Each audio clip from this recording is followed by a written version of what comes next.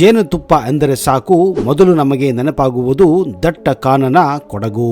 Coffee ಬೆಳೆಗಾರರು ಹೆಚ್ಚಿಗಿರುವ ಕೊಡಗಿನಲ್ಲಿ ಜೇನುತುಪ್ಪದ ಮಾರಾಟವು ತನ್ನದೇ ಆದ ಪ್ರಾಮುಖ್ಯತೆಯನ್ನ ಪಡೆದಿದೆ.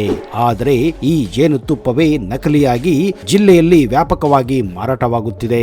ಪ್ರವಾಸಿಗರು ಇದರಿಂದ ಮೋಸ ಹೋಗುತ್ತಿರುವ ಪ್ರಕರಣಗಳು ದಿನೇ ದಿನೇ ಹೆಚ್ಚಾಗುತ್ತಿವೆ.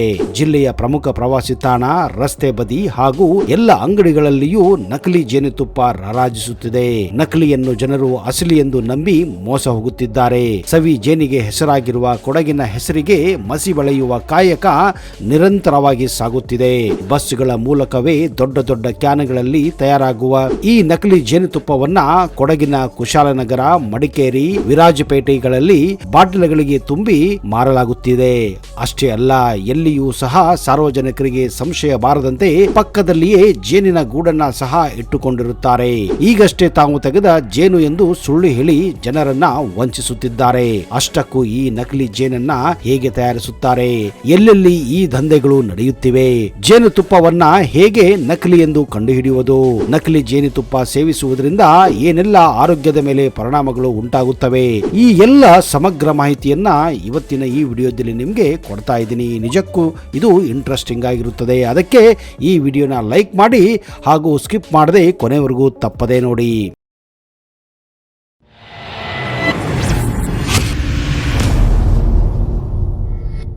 ಹಲವು ಹೂಗಳ ಮಕರಂದದ ಸಂಗಮ ಜೇನುತುಪ್ಪ ಎಂದು ಹೇಳಬಹುದು.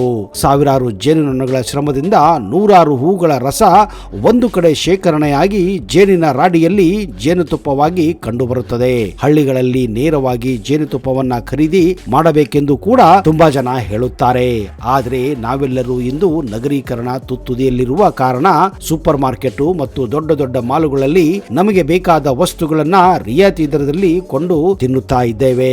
ಅದೇ ರೀತಿ ಜೇನುತುಪ್ಪವನ್ನ ಸಹ ರೆಡಿಮೇಡ್ ಬಾಟಲ್ಗಳಲ್ಲಿ ತರುತ್ತೇವೆ. ಆದರೆ ಅದು ಶುದ್ಧ ಅಥವಾ ಬೆಲ್ಲದ ಪಾಕ ಎಂಬುದು ನಮಗೆ ತಿಳಿಯುವುದಿಲ್ಲ. ಅಶುದ್ಧವಾದ ಜೇನುತುಪ್ಪ ಆರೋಗ್ಯಕ್ಕೆ ಭಾರಿ ಹಾನಿಕರ ಎಂದು ತಜ್ಞರು ಕೂಡ ಸಲಹೆಯನ್ನ ನೀಡಿದ್ದಾರೆ. ಮಲೆನಾಡಿನ ಹೆದ್ದಾರಿಯ ಬದಿಗಳಲ್ಲಿ ನಕಲಿ ಜೇನುತುಪ್ಪದ ಮಾರಾಟ ಹೆಚ್ಚಾಗುತ್ತಿದೆ. ಏನೂ ಗೊತ್ತಿಲ್ಲದ ಪ್ರವಾಸಿಗರು ಮೋಸ ಹೋಗುತ್ತಿದ್ದಾರೆ. ಒಂದು ಕಾಲಘಟ್ಟದಲ್ಲಿ ಮಲೆನಾಡಿನ ಜೇನುತುಪ್ಪಕ್ಕೆ ದೇಶ ವಿದೇಶಗಳಲ್ಲಿ ಎಲ್ಲಿಲ್ಲದ ಬೇಡಿಕೆ ಇತ್ತು.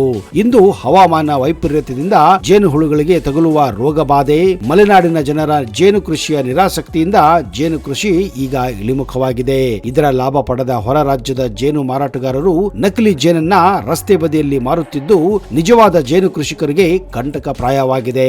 ಹೊರ ರಾಜ್ಯದಿಂದ, ಅದರಲ್ಲೂ ಹೆಚ್ಚಾಗಿ ಕೇರಳದಿಂದ ಬಂದ ನಕಲಿ ಜೇನು ಮಾರಾಟಗಾರರು ದೊಡ್ಡ ದೊಡ್ಡ ಕ್ಯಾನ್ಗಳಲ್ಲಿ ನಕಲಿ ಜೇನುತುಪ್ಪವನ್ನ ತುಂಬಿಸಿಕೊಂಡು ತರುತ್ತಿದ್ದು ಮಲೆನಾಡಿಗೆ ಬರುವ ಪ್ರವಾಸಿಗರನ್ನ ಗುರಿಯಾಗಿಸಿ ವಂಚಿಸುತ್ತಿದ್ದಾರೆ.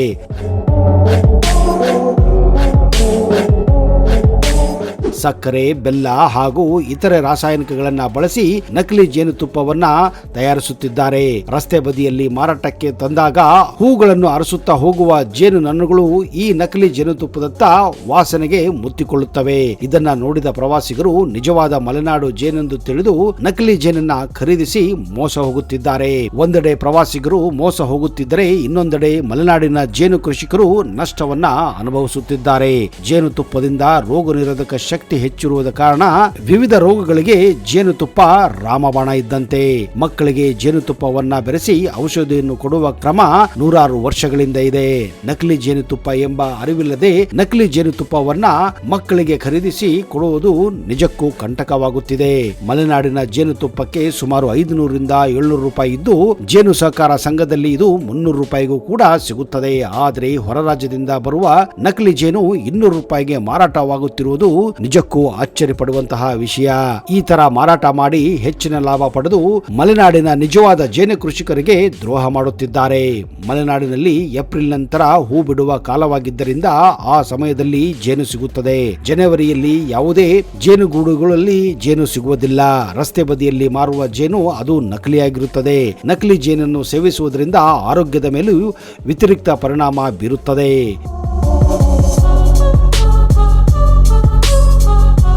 ಇತ್ತೀಚೆಗೆ ಕೇರಳದಿಂದ ಕರ್ನಾಟಕದ ಕೊಡಗು, ಚಿಕ್ಕಮಗಳೂರು, ದಕ್ಷಿಣ ಕನ್ನಡ, ಹಾಸನ, ಉತ್ತರ ಕನ್ನಡ ಜಿಲ್ಲೆಗಳಲ್ಲಿ ಬರುವಂತಹ ಈ ನಕಲಿ ಜೇನಿನ ವ್ಯಾಪಾರಸ್ಥರು ಹೆಚ್ಚಾಗಿದ್ದಾರೆ. ಇವರು ಕೇವಲ ರಸ್ತೆ ಬದಿಯಲ್ಲಿ ನಕಲಿ ಜೇನನ್ನ ಮಾರುವುದಿಲ್ಲ, ಬದಲಾಗಿ ದೊಡ್ಡ ದೊಡ್ಡ ಸೂಪರ್ ಮಾರ್ಕೆಟ್ಗಳಲ್ಲೂ ಕೂಡ ಈ ನಕಲಿ ಜೇನನ್ನ ದೊಡ್ಡ ದೊಡ್ಡ ಕಂಪನಿಗಳ ಬಾಟಲಿಗಳಲ್ಲಿ ಹಾಕಿ ಮಾರುತ್ತಿದ್ದಾರೆ. ಪ್ರತಿಷ್ಠಿತ ಕಂಪನಿಗಳಾದಂತಹ ಡಾಬರ್, ಪತಂಜಲಿ ಹಾಗೂ ಇನ್ನಿತರ ಕಂಪನಿಗಳ ಡೂಪ್ಲಿಕೇಟ್ ಸ್ಟಿಕ್ಕರ್ ಅನ್ನ ಅಂಟಿಸಿ ಎಲ್ಲ ತರಹದ ಅಂಗಡಿಗಳಿಗೆ ಕಡಿಮೆ ದರದಲ್ಲಿ ಮಾರುತ್ತಿರುವುದು ಇತ್ತೀಚೆಗೆ ಕಂಡು ಬಂದಿದೆ. ಇದರ ಬಗ್ಗೆ ಕರ್ನಾಟಕ ರಾಜ್ಯದಲ್ಲಿ ಹಲವಾರು ಬಾರಿ ಕಂಪ್ಲೇಂಟ್ಗಳು ಕೂಡ ಬಂದಿದ್ದವು. ಚಿಕ್ಕಮಗಳೂರು ಜಿಲ್ಲೆಯ ಮೂಡಗೆರೆಯ ಹ್ಯಾಂಡ್ ಪೋಸ್ಟ್ ಬಳಿ ಕೆಲವು ವ್ಯಕ್ತಿಗಳು ಈ ಡೂಪ್ಲಿಕೇಟ್ ಅಂದ್ರೆ ನಕಲಿ ಜೇನನ್ನ ಮಾರುವುದು ಕಂಡು ಬಂದಿದೆ. ಪೊಲೀಸರು ಸಿವಿಲ್ ಡ್ರೆಸ್ ನಲ್ಲಿ ಹೋಗಿ ಈ ಜೇನುತುಪ್ಪವನ್ನ ಖರೀದಿ ಮಾಡಿದ್ದಾರೆ. ಆಮೇಲೆ ಇವರನ್ನು ಪ್ರಶ್ನಿಸಿದಾಗ ಕೇರಳದಿಂದ ಬಂದಂತಹ ಈ ವ್ಯಕ್ತಿಗಳು ಓಡಲು ಪ್ರಯತ್ನಿಸಿದ್ದಾರೆ. ಆಗ ಅವರನ್ನು ಹಿಡಿದು ವಿಚಾರಿಸಿದಾಗ ಎಲ್ಲ ಮಾಹಿತಿ ಬಹಿರಂಗವಾಗಿದೆ. ಅವರು ಕೊಟ್ಟ ಮಾಹಿತಿಯ ಆಧಾರದ ಮೇಲೆ ಮೂಡಿಗೆರೆಯ ಹೊರಭಾಗದಲ್ಲಿ ಒಂದು ದೊಡ್ಡ ಗೋಡೌನ್ ನಲ್ಲಿ ಇವರು ಮಾಡುತ್ತಿದ್ದ ಅಕ್ರಮ ದಂಧೆ ಅಡ್ಡಕ್ಕೆ ಪೊಲೀಸರು ನುಗ್ಗಿದ್ದಾರೆ. ಅಲ್ಲಿ ನಡೆಯುತ್ತಿದ್ದ ಈ ಅಕ್ರಮ ನಕಲಿ ಜೇನಿನ ದಂಧೆಯನ್ನ ಕಂಡು ಬೆಚ್ಚಿ ಬಿದ್ದಿದ್ದಾರೆ. ಅಲ್ಲಿ ಅವರಿಗೆ ಸಿಕ್ಕಿದ್ದು 100 ಕೆಜಿ ಬೆಲ್ಲ, ಸಕ್ಕರೆಯ ಪಾಕು, ಸಾವಿರಾರು ಖಾಲಿ ಪತಂಜಲಿ ಹಾಗೂ ಡಾಬರ್ ಕಂಪನಿಯ ಬಾಟಲುಗಳು ಹಾಗೂ ನಕಲಿ ಜೇನುತುಪ್ಪ. ಅಲ್ಲಿ ನಕಲಿ ಜೇನುತುಪ್ಪ ದಂಧೆಯನ್ನ ಸುಮಾರು 3 ವರ್ಷಗಳಿಂದ ಇವರು ನಡೆಸಿಕೊಂಡು ಬಂದಿದ್ದಾರೆ. ಈಗ ಪೊಲೀಸರು ಇವರನ್ನ ಒದ್ದು ಒಳಗೆ ಹಾಕಿದ್ದಾರೆ. ಒಂದು ವೇಳೆ ನೀವು ಈಗಾಗಲೇ ಜೇನುತುಪ್ಪವನ್ನ ಈ ರೀತಿ ಮಾರುಕಟ್ಟೆಯಿಂದ ಖರೀದಿ ಮಾಡಿದ್ದರೆ ಅದು ಶುದ್ಧವೋ ಅಥವಾ ನಕಲಿ ಎಂದು ಪರೀಕ್ಷೆ ಮಾಡಲು ಈ ಕೆಳಗಿನ ವಿಧಾನವನ್ನ ನೀವು ಅನುಸರಿಸಬಹುದು.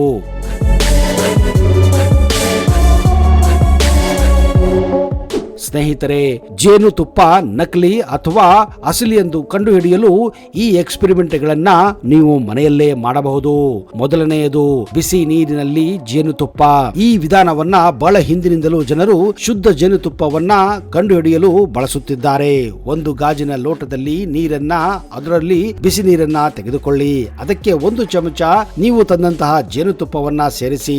ಜೇನುತುಪ್ಪವು ನೀರಿನಲ್ಲಿ ತಕ್ಷಣ ಕರಗಿದರೆ ಅದು ಕಲಬೆರಕೆ ಎಂದರ್ಥ.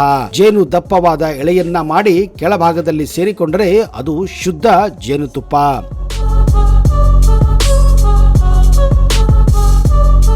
ಮೇಣಬತ್ತಿ ಸಹಾಯದಿಂದ ನೀವು ಕಂಡುಹಿಡಿಯಬಹುದು.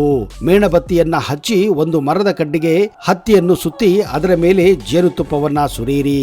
ಈಗ ಜೇನುತುಪ್ಪ ಹಚ್ಚಿದ ಕಡ್ಡಿಯನ್ನು ಬೆಂಕಿಯ ಸಮೀಪ ತನ್ನಿ. ಜೇನುತುಪ್ಪವನ್ನು ಹಚ್ಚಿದ ಕಡ್ಡಿ ತಕ್ಷಣವೇ ಬೆಂಕಿ ಹತ್ತಿಕೊಂಡರೆ ಅದು ಶುದ್ಧ ಜೇನು.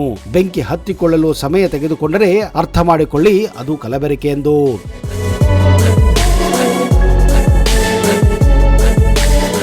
ಜೇನುತುಪ್ಪವನ್ನ ರೆಫ್ರಿಜರೇಟರ್ ನಲ್ಲಿ ಇಡಿ. ಒಂದು ವೇಳೆ ನೀವು ಬಳಸುತ್ತಿರುವುದು ಶುದ್ಧವಾದ ಜೇನುತುಪ್ಪ ಅಂದ್ರೆ ಅದು ನೀವು ಅದನ್ನ ರೆಫ್ರಿಜರೇಟರ್ ನಲ್ಲಿ ಇಟ್ಟ ನಂತರ ಅದು ದೀರ್ಘಕಾಲ ನೀರಿನ ರೀತಿ ತೆಳ್ಳಗಿರುತ್ತದೆ. ಒಂದು ವೇಳೆ ಕಲಬೆರಕೆ ಜೇನುತುಪ್ಪ ಆದರೆ ಫ್ರಿಡ್ಜ್ ನಲ್ಲಿ ಕೆಲವೇ ಕ್ಷಣಗಳಲ್ಲಿ ಗಟ್ಟಿಯಾಗಿ ಹೋಗುತ್ತದೆ.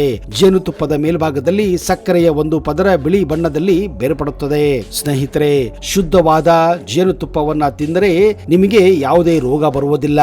ಆದರೆ ನಕಲಿ ಜೇನುತುಪ್ಪ ಸವಿದರೆ ಹಲವಾರು ಆರೋಗ್ಯದ ಸಮಸ್ಯೆಗಳು ಕಂಡುಬರುತ್ತವೆ.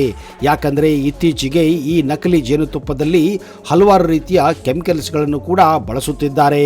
ಇದರಿಂದ ಹಲವಾರು ರೀತಿಯ ಸಮಸ್ಯೆಗಳು ಉಂಟಾಗುತ್ತಿವೆ. ಹೆಚ್ಚಾಗಿ ಜನರಿಗೆ ವಾಂತಿ ಭೇದಿ ಶುರುವಾಗುತ್ತಿದೆ. ಸತತವಾಗಿ ಈ ರೀತಿ ನಕಲಿ ಜೇನುತುಪ್ಪವನ್ನ ಸವಿದರೆ ಮಧುಮೇಹ ಅಂದ್ರೆ ಶುಗರ್ ಕಾಯಿಲೆ ಕೂಡ ಬರುವ ಸಾಧ್ಯತೆ ಇದೆ. ಅಷ್ಟೇ ಅಲ್ಲದೆ ನಿಮ್ಮ ಮುಖದ ಮೇಲೆ ಮೊಡವೆಗಳು ಕೂಡ ಹೆಚ್ಚಾಗಿ ಕಾಣಿಸಿಕೊಳ್ಳಬಹುದು. ಈ ತರ ಡೂಪ್ಲಿಕೇಟ್ ಜೇನುತುಪ್ಪದಿಂದ ನಿಮ್ಮ ಕಿಡ್ನಿ ಮೇಲೆ ಕೂಡ ಪರಿಣಾಮ ಬೀರುವ ಸಾಧ್ಯತೆ ಇದೆ. ಸತತವಾಗಿ ಈ ತರ ನಕಲಿ ಜೇನುತುಪ್ಪವನ್ನ ಸವಿದರೆ ಒಂದಲ್ಲ ಎರಡಲ್ಲ 100 ಕಾಯಿಲೆಗಳು ನಿಮ್ಮಲ್ಲಿ ಕಾಣಿಸಿಕೊಳ್ಳಲು ಪ್ರಾರಂಭಿಸುವುದು ಸಹಜವೇ ಸ್ನೇಹಿತರೆ. ಇದೇ ಕಾರಣ ಯಾವುದೇ ಕಾರಣಕ್ಕೂ ಜೇನುತುಪ್ಪವನ್ನ ತಂದ ಮೇಲೆ ಹೇಳಿದ ಕೆಲವೊಂದು ಎಕ್ಸ್ಪೆರಿಮೆಂಟ್ಗಳನ್ನ ನೀವು ಮನೆಯಲ್ಲೇ ಮಾಡಬಹುದು. ಹೀಗೆ ಮಾಡಿ ಅದು ಅಸಲಿಯೋ ನಕಲಿಯೋ ಎಂದು ತೀರ್ಮಾನಿಸಿ ಆಮೇಲೆ ನೀವು ಈ ಜೇನುತುಪ್ಪವನ್ನ ಆರಾಮವಾಗಿ ತಿನ್ನಬಹುದು.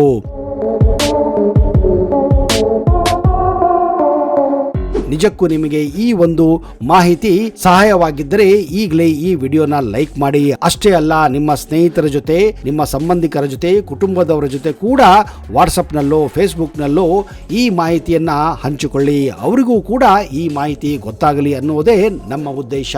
ಇಂತಹದೇ ಇನ್ನಷ್ಟು ಮಾಹಿತಿಯುಕ್ತ ವಿಡಿಯೋಗಳೊಂದಿಗೆ ಮುಂದಿನ ಸಂಚಿಕೆಯಲ್ಲಿ ಮತ್ತೆ ಸಿಗುತ್ತೇನೆ. ಅಲ್ಲಿಯವರೆಗೆ ನಿರೀಕ್ಷಿಸಿ, ವೀಕ್ಷಿಸಿ.